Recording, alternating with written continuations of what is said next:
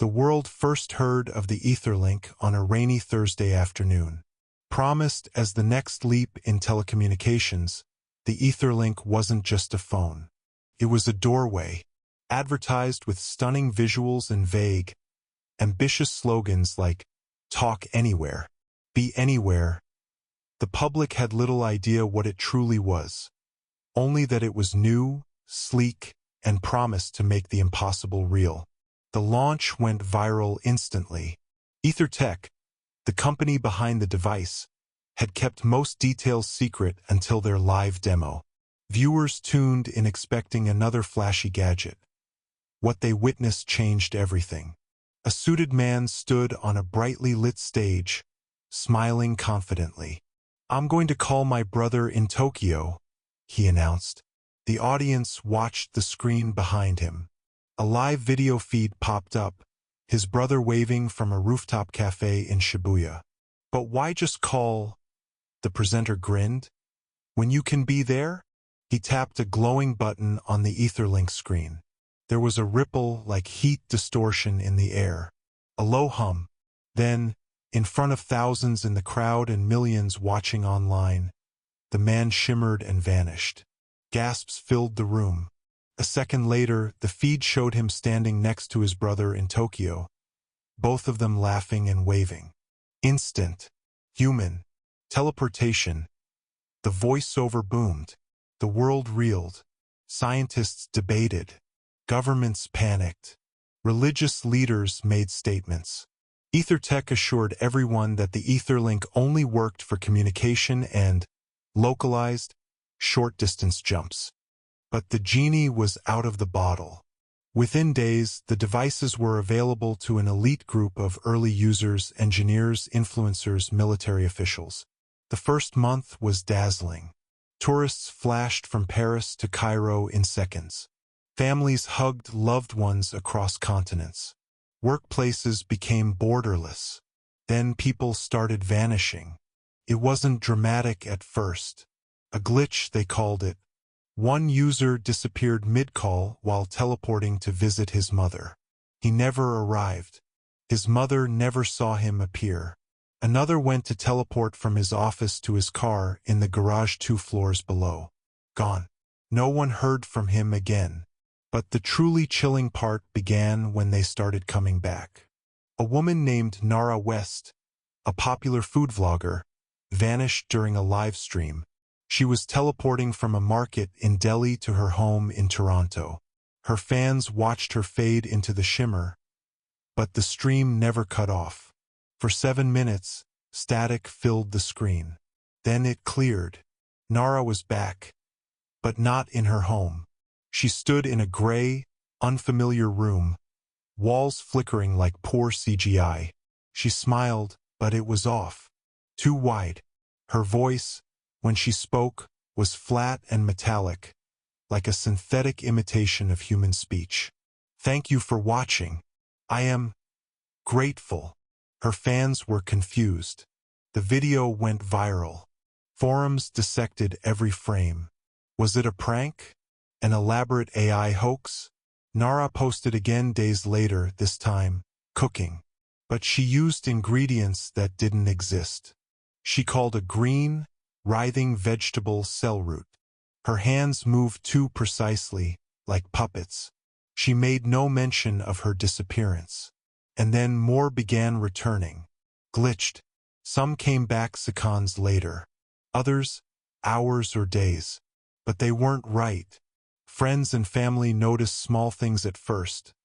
Speech patterns slightly off, memories misaligned, eyes that never blinked. One man returned speaking fluent Icelandic, though he had never learned it. A teenager who vanished in Chicago returned in Prague, claiming she was born there. A businessman reappeared insisting his wife's name was Anna when her name had always been Sophia. EtherTech denied all anomalies. "Our technology is sound," they claimed. "These are isolated, unrelated incidents." But whistleblowers from inside the company leaked reports, hundreds of users vanishing, only to return with corrupted voices and false lives. Engineers spoke of drift echoes, and identity fractures. One memo simply read, "We are not bringing them back. Not really. We're pulling something else through." Governments banned the Etherlink. The U.S. Department of Defense classified the technology. Ethertech stock crashed, and lawsuits exploded. But it was too late. The devices were everywhere. Black markets sold them. Hacker groups released cracked versions. People kept using them despite the warnings. Curiosity always wins. Dr. Elias Rourke, a quantum physicist and former Ethertech consultant, gave a haunting interview before going missing himself. Teleportation doesn't send you across space. It finds a version of you in another reality and swaps you. But the lines are unstable. We thought we were transmitting matter, but we were opening windows. Sometimes, things look back. Rourke's words were dismissed as fearmongering, until his Etherlink reactivated 4 weeks later. His face appeared on the screen of his wife's phone, mouth slack, eyes milky. He said nothing, just a long, distorted hum. The call lasted 3 minutes, then silence. It wasn't just the disappearances anymore. The returned began changing. Nara West was found convulsing in her kitchen, whispering strings of numbers. Her skin developed a waxy sheen. Hospital tests showed no pulse, yet she breathed. Another man disassembled every piece of electronics in his home, writing strange diagrams on the walls in black ink. One woman slit her wrist open and bled thick, golden liquid. Police reports were sealed. News outlets were warned. But citizen journalists leaked enough to stir global panic.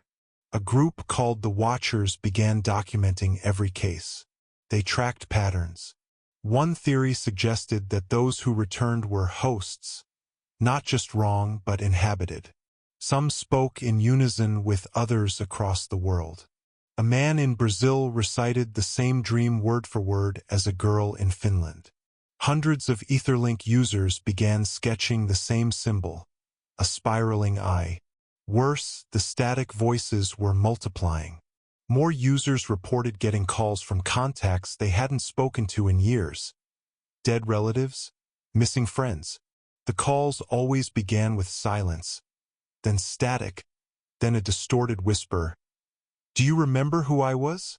If the person answered, the line cut off. Soon after, they began showing symptoms, dissociation, hallucinations, memory gaps.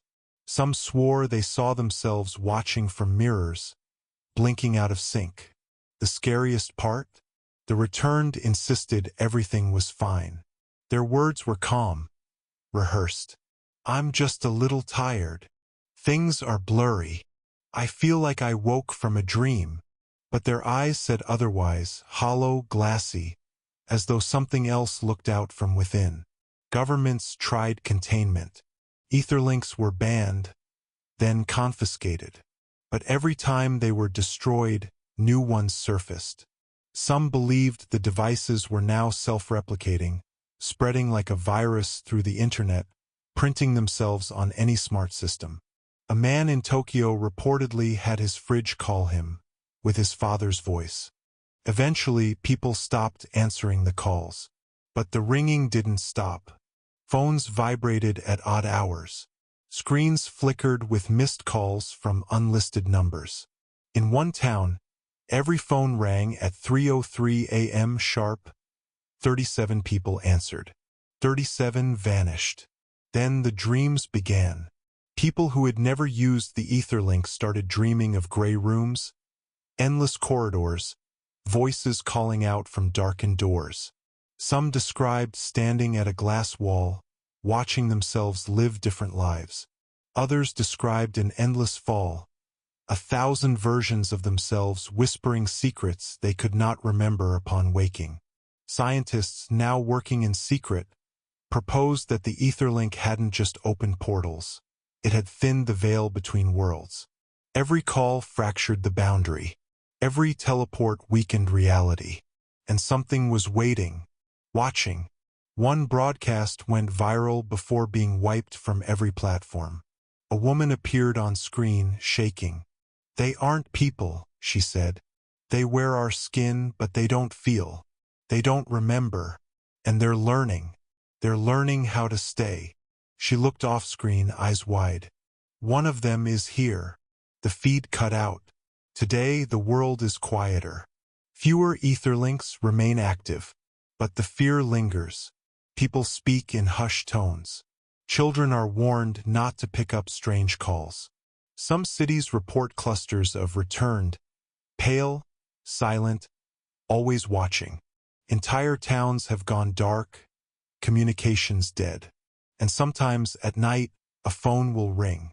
No number, just unknown caller. If you answer, you might hear static or your voice, whispering from far away. "Can you hear me? I'm still in here. Please don't hang up." But by then, it's too late. Because if you answer, something comes through. Something wearing your face. And it never wants to go back.